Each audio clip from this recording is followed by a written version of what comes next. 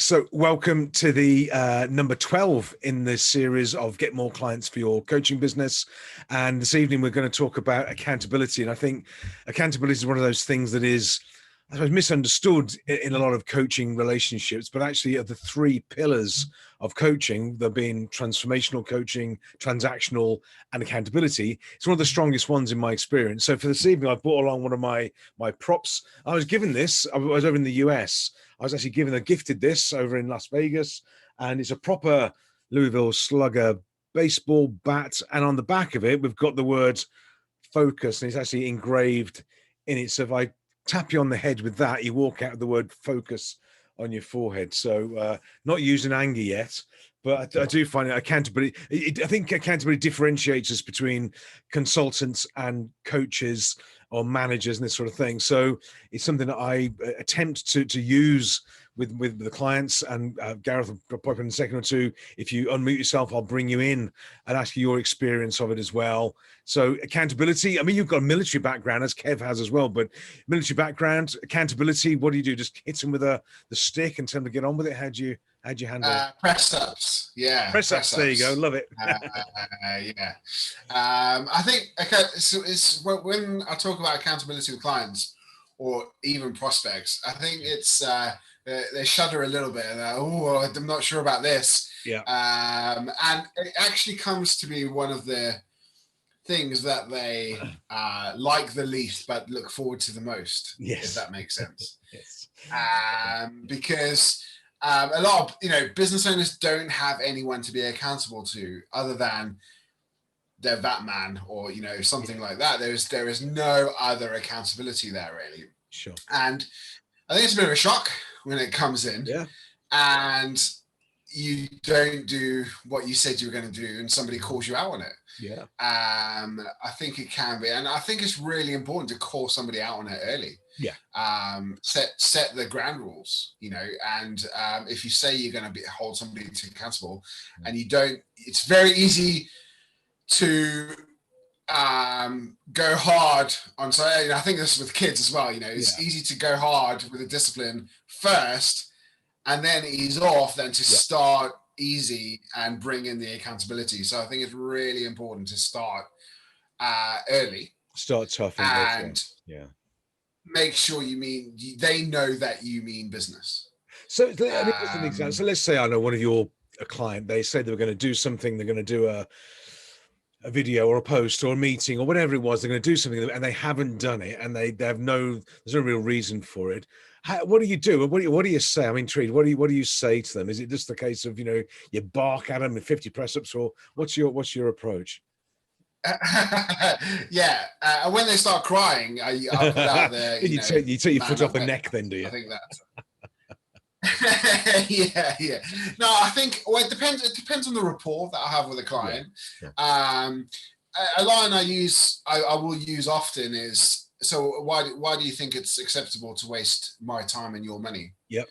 And I think that works quite well, because that's a very short, sharp. No, it's not acceptable. Absolutely. Yeah. So So that's a line I quite like to use, and I might even let's run through the excuses then. What was it? I didn't have the time. All right, okay. How long was it going to take you? It was going to take me like 15 minutes. Or so in 7 days, you didn't have 15 minutes. You really didn't have. Is that really the issue? And then of course that excuse is, it's nonsensical, is it? I mean, really. Yeah. So there is nowhere for them to go really, and I think it's the difference between it's holding someone accountable, but allowing them to keep their dignity a little bit. Well, a little bit, yeah, just a little bit now and again. That's okay. I think, but it's a difficult one, or a challenging one, isn't it? Because I think, as you said, it depends on the relationship, the rapport, the personality, and the type, this sort of thing. And I find it does depend how you, as you said, how you start the relationship with some positioning to let them know, look, this is the expectations. Here's the rules of the game. How we're going to do this. And and for me, one of the rules I have, I promise to be on time. I'm going to be on time every time, and that's it. And if I'm not there, then I'm probably either dead in the bush or something's gone wrong.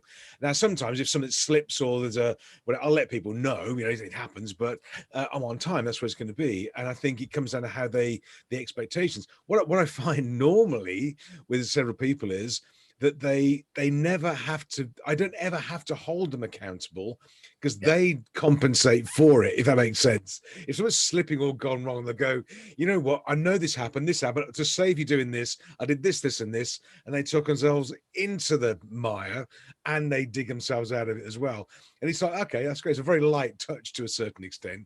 I don't think I've ever had to actually use the baseball bat in anger, but I think it comes down to his personality and style and what they expect you to do as the coach as well. Yeah, and you mentioned it there. It's all in the positioning, and someone once told me that positioning isn't everything; it's the only thing. Okay. And I think that's so true. And one of the tools I have is, and I've used this in anger a couple of times. I've never actually followed through, but I say in the positioning, look, you at any time, I don't have a contract. At any time, you can give me 30 days notice. That's all I ask for. Is 30 days notice. Let's end the relationship well, and 30 days notice, and then that's it. Yeah. How does that sound? That sounds great. Yeah. Okay. Then I go. But the flip side of that is I can give you 30 days. That's right. Exactly. Right.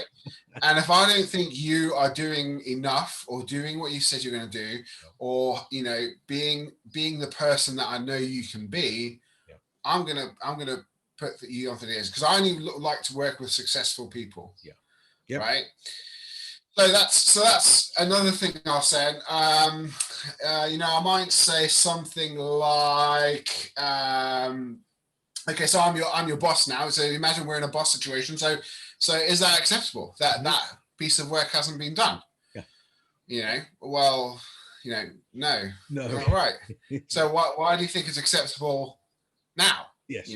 Yeah. And I think it's just I think I like the idea of them holding themselves accountable. So I would, I can laugh and joke about press ups and baseball bats and stuff like that. Yeah, exactly. But ultimately, the weapon that we have as coaches is the question. Exactly. Right. Yeah. Even the right question. The threat of the question, It's just yeah, exactly. And I mean, I've had some people say, "Well, you're not going to sack a client." I'm like, try me. Absolutely. Let's see what happens. Yeah. Because I don't want my reputation to be tarnished. Yeah.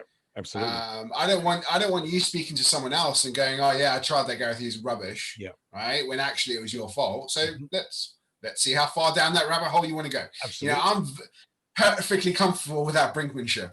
Yeah. One of the things I've got, and I'll circulate it around if everybody's interested. I've got a list.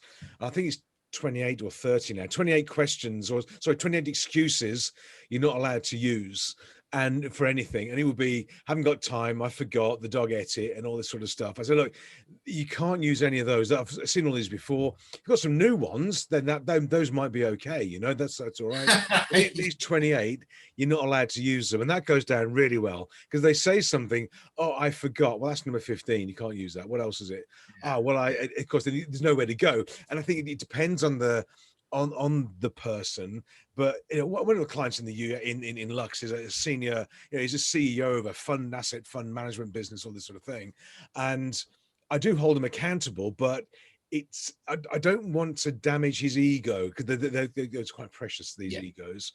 And if I can do it with like a game almost, and he'll say, "Oh, I'm in traffic on the way to I'm going to be whatever. I'm in traffic, or I'm stuck here. I'm doing this, or the cat kicked the laptop over."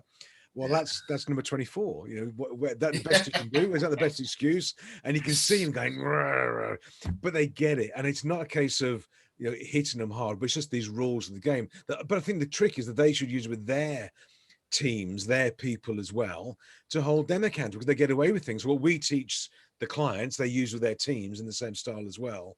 But it's something where I find a lot of people, they say, I want accountability. And what I found is the people who ask for accountability actually don't like it. They don't want it. The ones that don't Yeah. ask for it, they respect it and they're fine with it. But if somebody says, "Yeah, I want you to hold me accountable," I want you to, well, they sort of recognize a pattern in themselves. They can be a bit of a nightmare, you know. But normally, it's a self leveling mechanism. You know, I think accountability to a degree.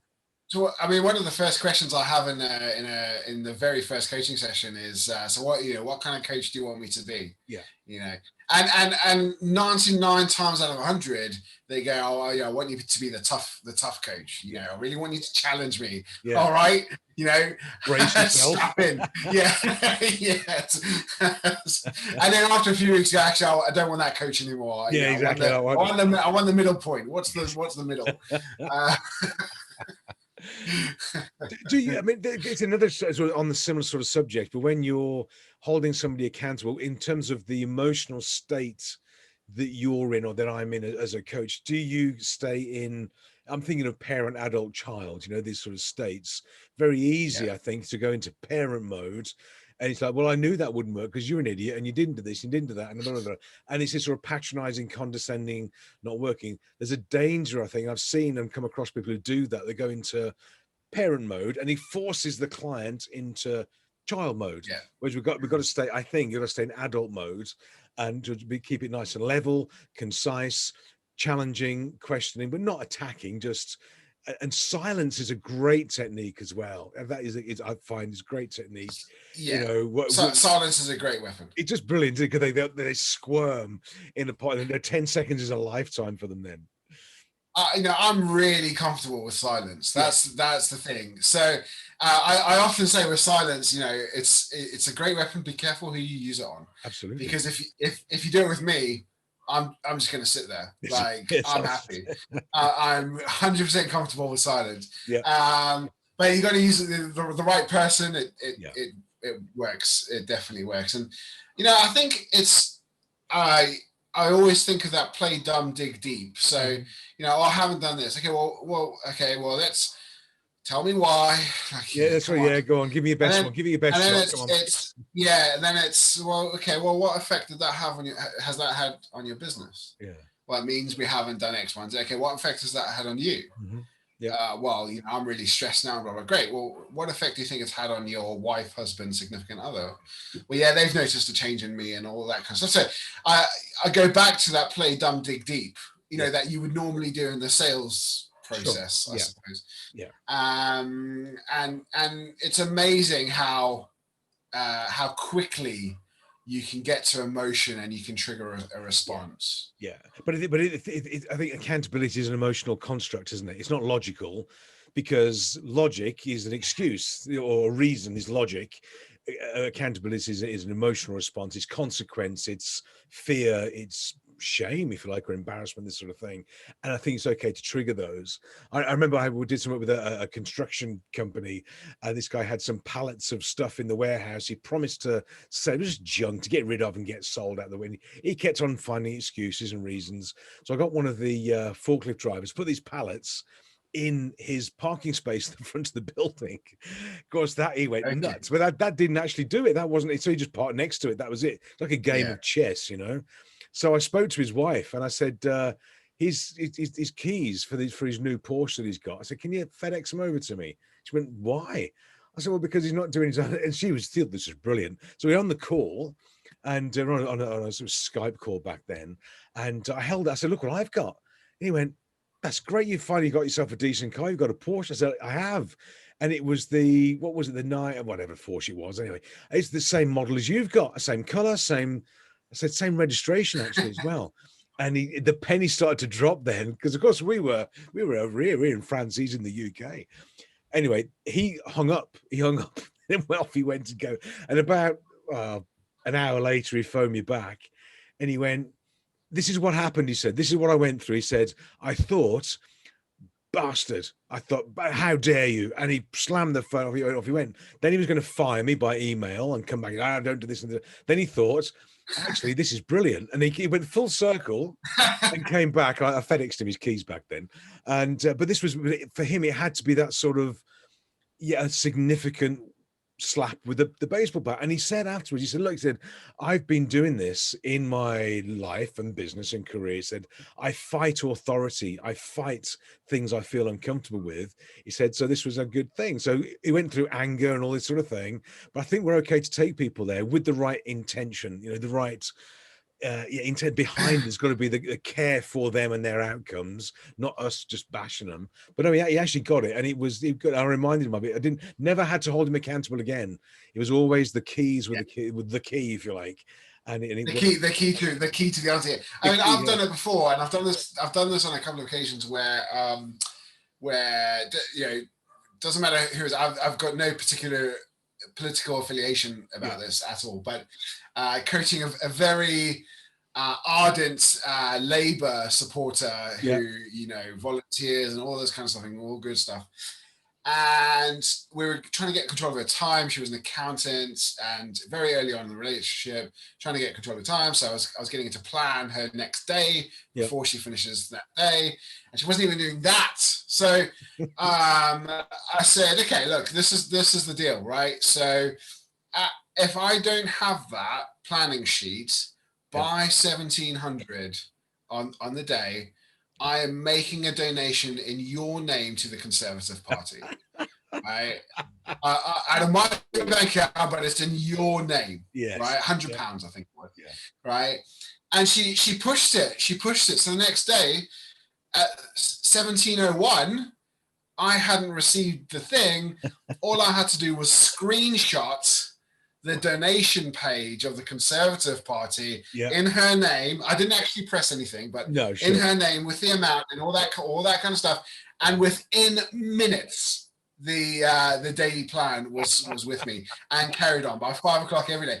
So these excuses that she was coming up with were absolute rubbish, because once she had the right trigger, she could go for it. Now, I have certain rules with that, because I have used that differently as well. If I'm going to donate to a political organization, it can't hurt anyone, so it can't be like the English Defence League or anything like that. And my rule is it can't be to charity either, because if I say I'm going to do it to the Dogs Trust or something, well, that's a good thing, right? So my rule is it can't be to charity, and it can't be to an extreme political organization, but anything else goes. Brilliant, but I think he can make it fun, and in a tough love type of thing, where it's fun, whether it's the paying with the car keys, or whether it's with paying to the Conservative Party. I tell you, but it worked both ways, all this sort of thing.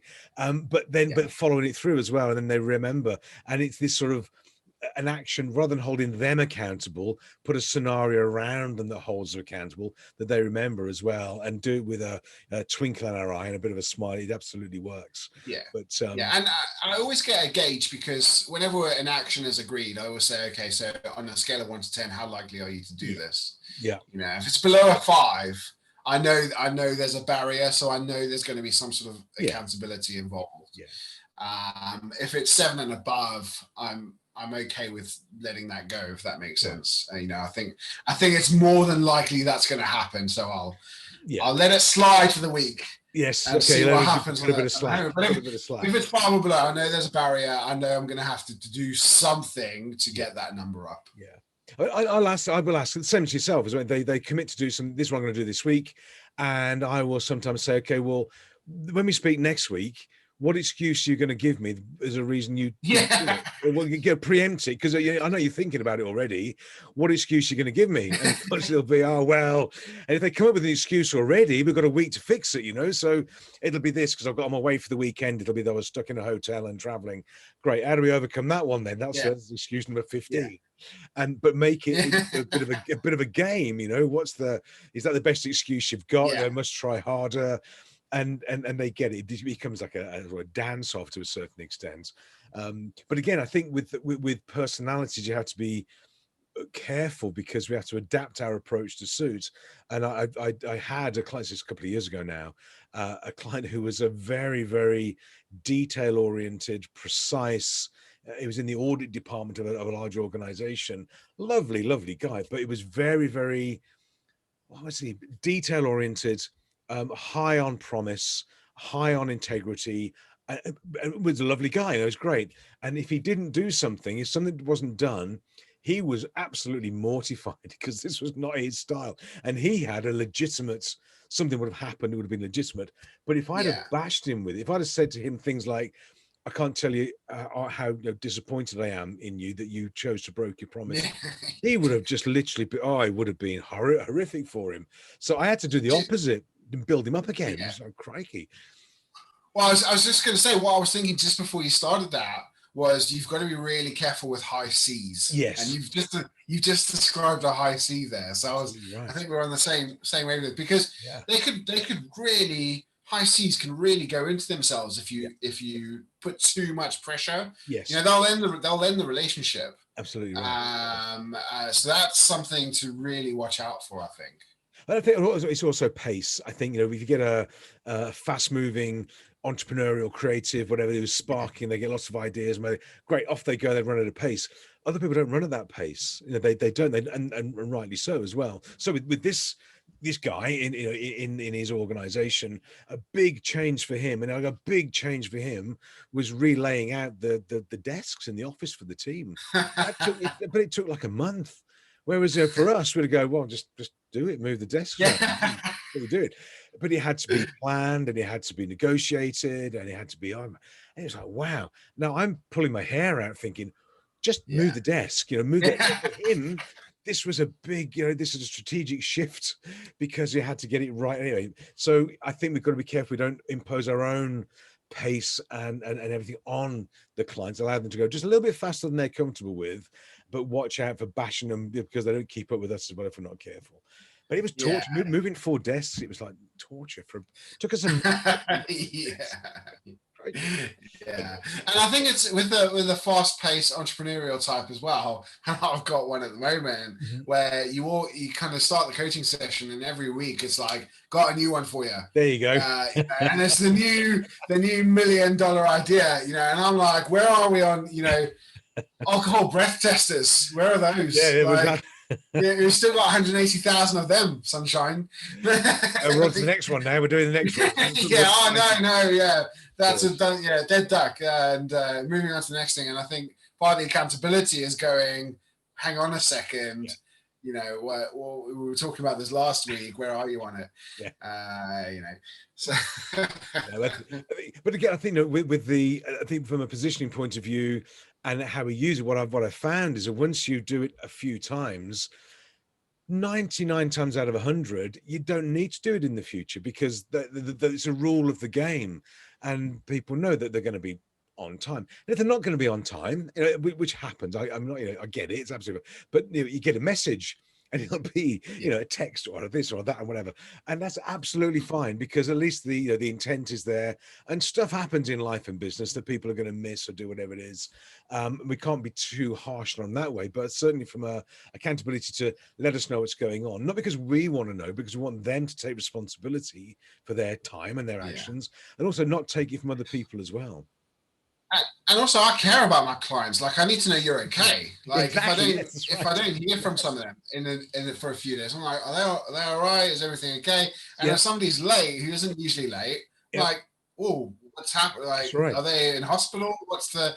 I go into parent mode. I think. Exactly. Of course you do, because we do care. And I had this was this year, how long? February, March time. And this guy with regular conversation on a regular slot, and then one day it just didn't show up. Nothing, no email, no message. And I contacted his wife. I said, is he okay? Because this is out of character. And he just said, I said, yeah, I just completely forgot. So what do you mean? Forget? I mean, forget. This is just something. And anyway, that's excuse number 2. By the way, you can't use that one either. Well, but then that's a different issue, and especially if somebody doesn't achieve their goals for the week, or forgets about a session or something like that. Well, are we talking about stuff that's of value here? Because absolutely right, clearly not. If you're missing a session, or clearly this goal didn't mean enough to you, in order to take the action to move you towards it. So, are we talking about valuable stuff? Is this valuable to you? Because again, I want to work with successful people. Absolutely. And if this is not valuable, do we need to up the ante a little bit, you know, yeah. or not, or do we need to lower it? So that's a different conversation, I think, as well. Absolutely. Fabulous. Okay, so let's open it up a little bit because we've done the covered quite a bit of ground. So, Kev, Sue, any thoughts? How do you guys cope or deal with accountability of clients when they're not doing what they said they were going to do?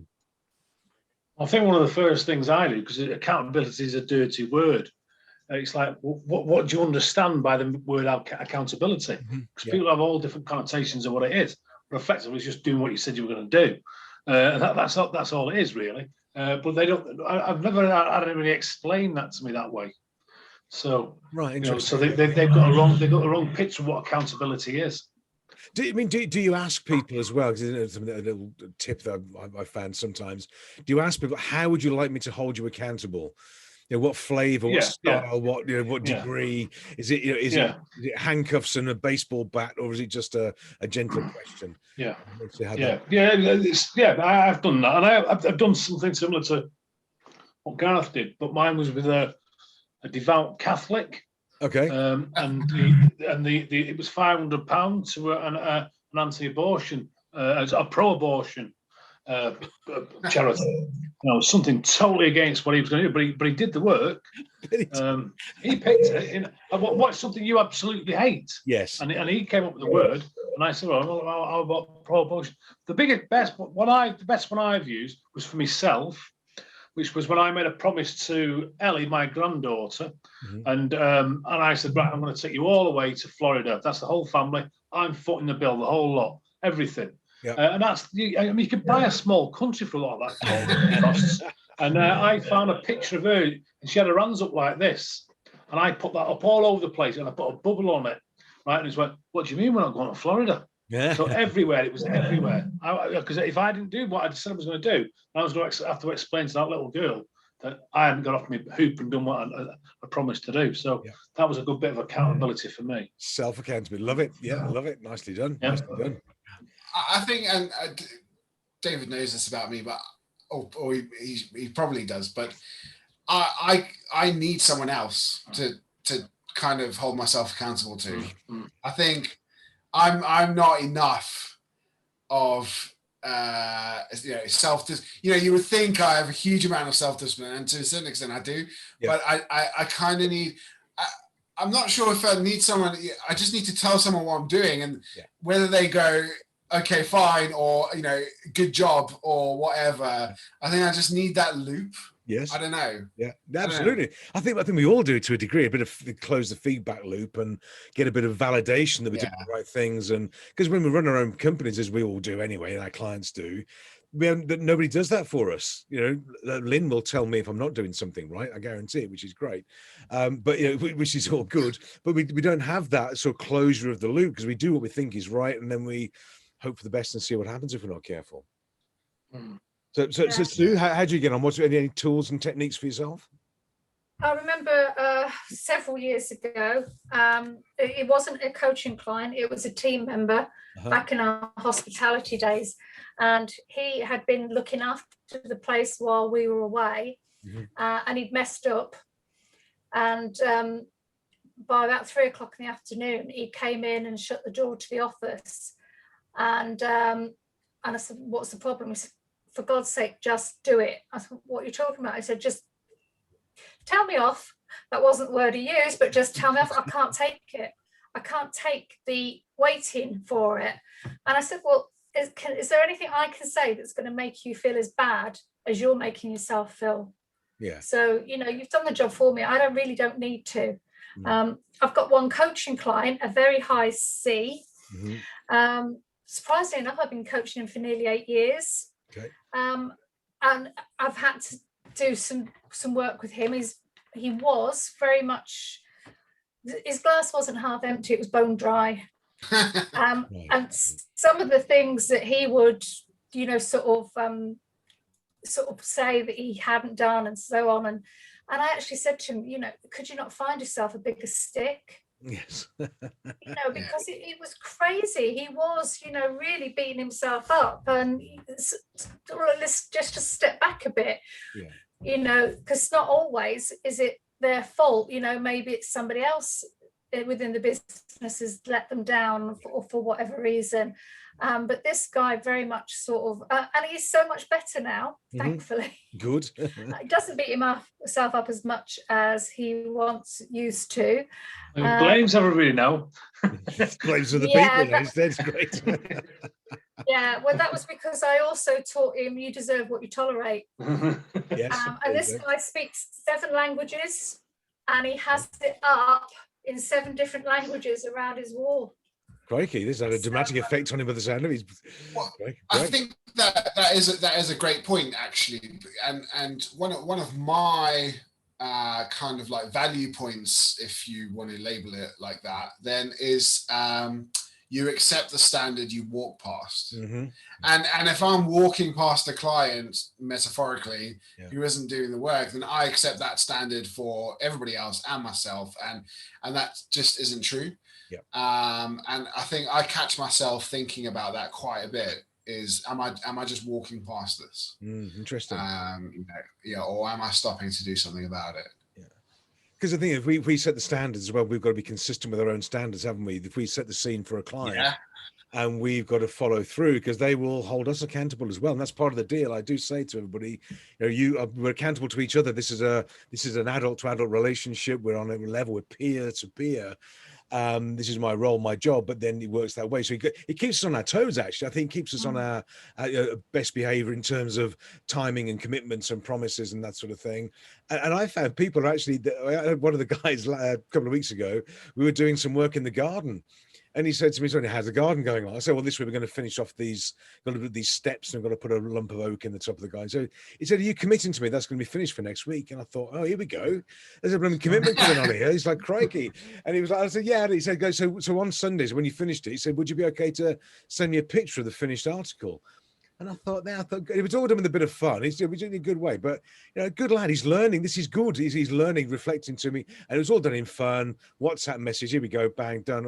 All good. But then they're learning this how to frame accountability and frame things being done, and then using it against me as well. Not against me, on me, I suppose is the right thing. But yeah, good for them. It's great stuff. It's good fun. Keeps us on our toes. It keeps us sharp, I think, as well. I think I have a few phrases. I think by what time by 5 o'clock do you think you'll get that done? That's one.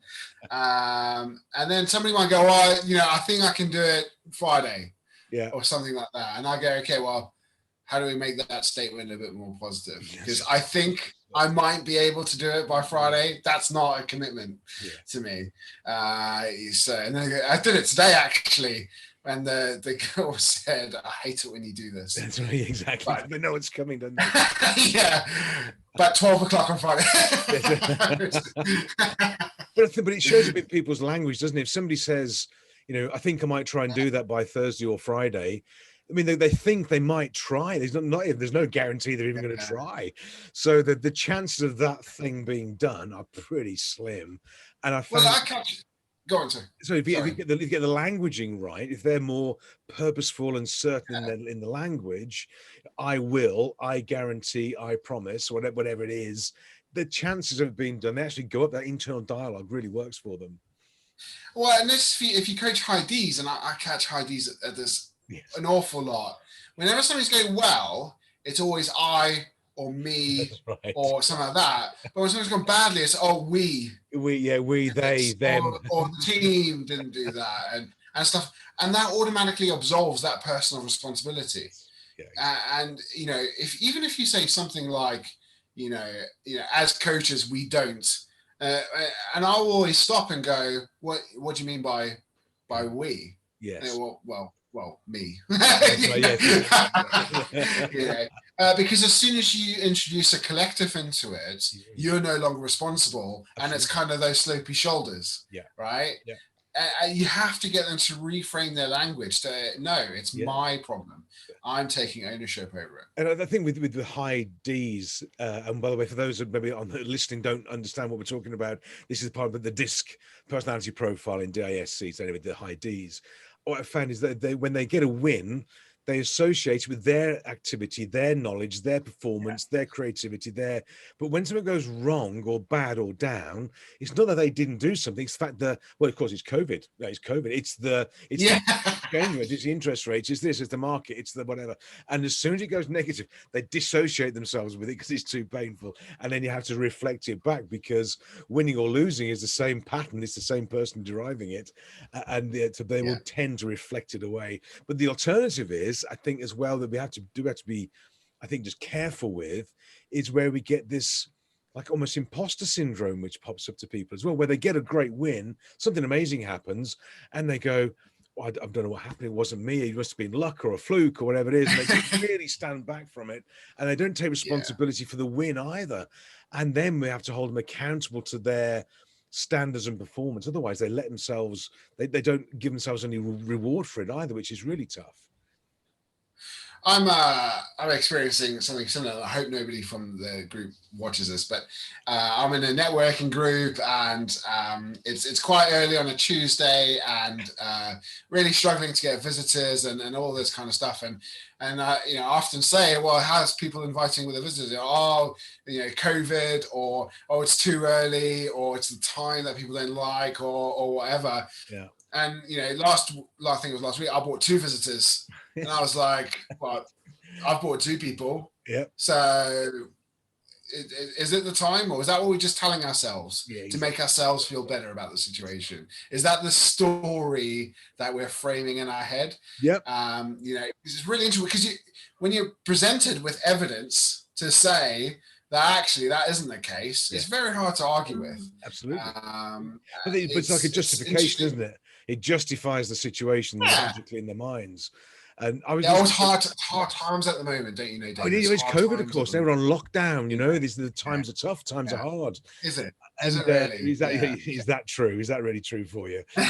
in certain sectors, I mean, if you're in the restaurant business, then okay, it's tough. But for a lot of other sectors, it's not that difficult, and you can find a way through it. And people have adapted and changed anyway. And I saw a podcast recording of somebody, doesn't matter who they are, in Luxembourg, and I've got a client in this sector, and this other person, this other lady, is in the same sector and actually competes with my client. And then my client, nothing particular, not taking any credit for this, doesn't matter who they are, but their business has grown by about 40% on last year. So 40% up, ahead of budget, ahead of target. They're winning new contracts, new clients. Life is good. Away they go there and to recruit people in. They interviewed these other ladies, and the similar said, how are you coping with COVID and the lockdowns and the situation in Luxembourg? And her view was, well, of course, we have to lay off all our people. There's no business, no sales. This is not working. And it's like, this is like a tale of 2 totally different individuals. And all it is the mindset, belief, and attitude, and the stories they're telling each other. And one has gone off on a positive tangent, and off they've gone doing great things. But guess where all her clients have gone? They've gone into this one, because she doesn't think they're out there and don't need help. So they're the ones who picked them all up now, which is great.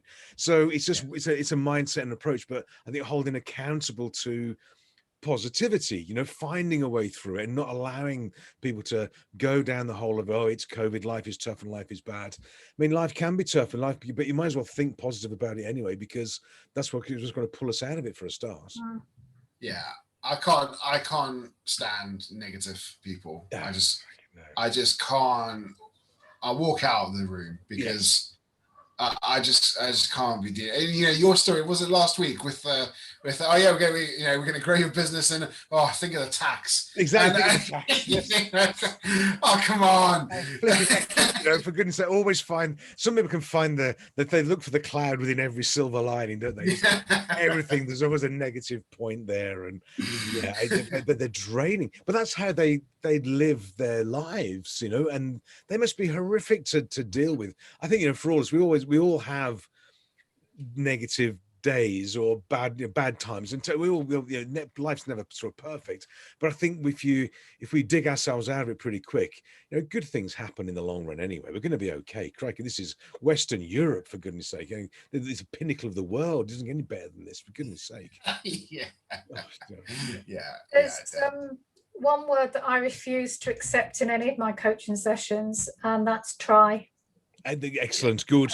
Yes. And my clients, I will pull them on it right from day one. I don't accept try. Either you're going to do it or you're not. Yeah. Well, I'm not going to do it. Okay, so fine. So what are you going to do? Yeah. So, it's very much that. No, we don't do try. Absolutely. We don't accept it from kids. I mean, our youngest granddaughter is 2 in 3 weeks. And you would never think of we'll try and walk. Oh no, you're never going to be a walker. Yeah. You just don't do it, do you? You're always encouraging them and helping them to improve and to get better. Yeah. So that's one of the first things I do. We need to sort of take that word out of your vocabulary and out of your mindset. Yeah. Because it's just not acceptable. No. And these days, if the odd try does slip in, I only have to give them the look. That's right. Yes. You can chill the air down the Zoom call. Yeah. I think it's that exercise, isn't it? Just try and lift your arm up. That's right. Yes. You either do or you don't. There's no try about it. The other thing is body language as well, because sometimes they can say they're going to do it, but the body language is telling you different. It's like, so what would a committed person look like? I noticed you're not writing this down is always a yes.